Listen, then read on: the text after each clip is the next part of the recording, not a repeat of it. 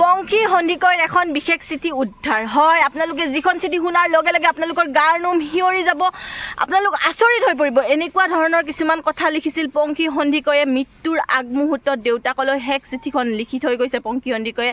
ইতিমধ্যে পংখী সন্দিকৈ দেউতাক মৃত্যুৰ শেষত যিখন চিঠি দেউতাকলৈ লিখিছিলে সেইখন চিঠি উদ্ধাৰ হৈছে।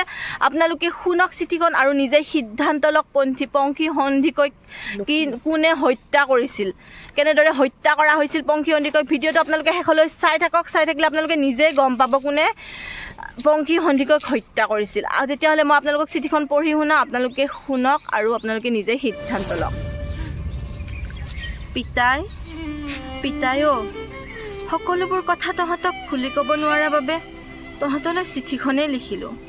মই জানো মোৰ দুখ কষ্টবোৰ শুনি তহঁতৰ বহুত কষ্ট হ'ব, কিন্তু কি কৰিম তয়ে কচোন পিতাই। তোৰ যে এই সাহসী ৰাজকুমাৰীজনী ভাঙি পৰিছে। তহঁতলৈ দেখা সকলোবোৰ সপোন হৈয়ে ৰ'ল পিতাই। তহঁতৰ সপোনবোৰ তিথকলৈ পৰিণত কৰিবই নোৱাৰিলোঁ। মোক ক্ষমা কৰি দিবি পিতাই। মই ভবাৰ দৰে সিহঁতে মোক কোনোদিনেই আপোন বুলি নাভাবিলে।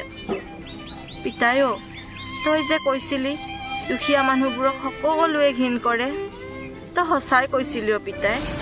বিয়াৰ পিছৰে পৰা মোক বৰ অপমান কৰে, ঠাট্টা ইটিকিং কৰি সিহঁতে আমেজ লয়। মই ভাগৰি পৰিছোঁ পিতাই।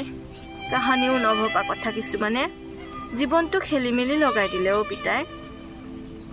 কেতিয়াবা ঘৰখনলৈ বৰকৈ মনত পৰে। সৰুতে যে পদূলিৰ মূৰত ৰৈ আছিলোঁ তোৰ অপেক্ষাত। তই আহি পোৱাৰ লগে লগেই যে তোৰ আগে পিছে দৌৰি ফুৰিছিলোঁ চিৎপখিলীজনীৰ দৰে। তেতিয়া এনে লাগিছিল যেন পৃথিৱীখনৰ সকলোতকৈ সুখী মই। এই যে মই খেলি খেলি পৰি গ'লে ততালিকে লৰি তই আৰু আয়ে দৌৰি আহি বুকুত সাৱটি ধৰি চাইছিলি দুখ পাইছোঁ বুলি। আয়ে যে মোৰ চকু পানী দেখি নিজেই ধাৰাসাৰে চকু লুকুৱাইছিল। সেই দিনবোৰ সঁচাকৈ বৰ মনত পৰে পিতাই।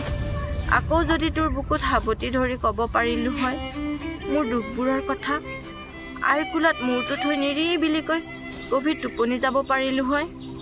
পিতাই তই ভুল নুবুজিবি। তোৰ এই সাহসী ৰাজকুমাৰীজনী সদায় সাহসী, কিন্তু মই এই চক্ৰবেহুৰ পৰা ওলাব নাজানিলোঁ পিতাই। হ'ব দে, এতিয়ালৈ এৰিলোঁ। ভালে থাকিবি তই।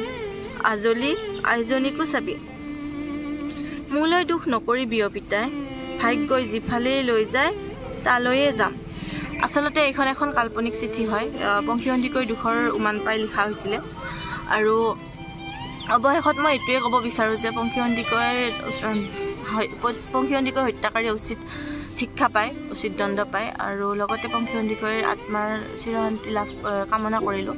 ভিডিঅ'টো ইমানতে সামৰিছোঁ।